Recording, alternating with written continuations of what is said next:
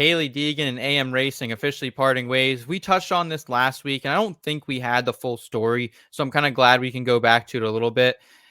But listen, man, it hasn't been great for Hailie in this car. Average finish of 26.8 this season. Only 3 top 20s this entire year in 17 races. Logano finished P8 last week at Chicago in this car, but it was like he was really working on it. He really had to kind of drive through the field multiple times. And I think we also learned, Elliot, that maybe this crew chief might not be the best too. I know you kind of heard of a situation on the deep dark web of NASCAR Twitter. If you want to explain that a little bit.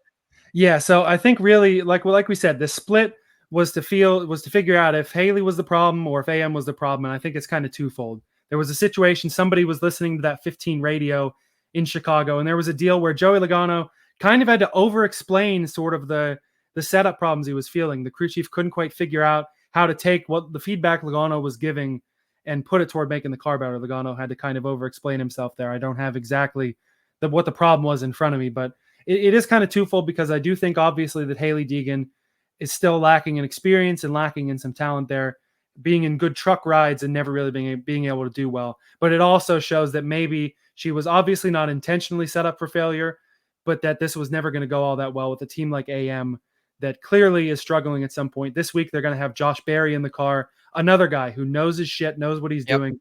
Even if Pocono isn't Berry's best track, he's going to continue to help them along. And whether it's Berry for an extended period of time, whether they go in and out, every Ford driver, go ahead and take a turn in this car, see what you think. Whatever they end up doing with it, I think it's going to help AM for the future. And Hailie Deegan, she's still got funding behind her. I'm sure Ford is still supporting her.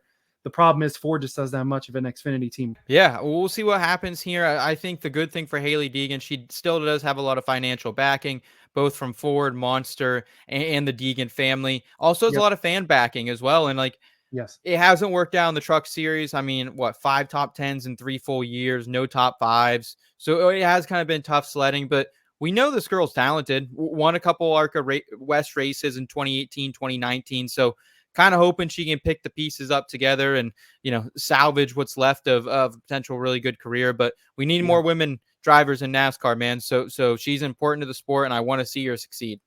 Right. And it really seems like her fan base is completely undeterred by this, which is great. And we've seen that before. I mean, Dale Earnhardt Jr. went 4 years without winning a race in one of NASCAR's best cars. And he probably didn't lose a single fan out of that.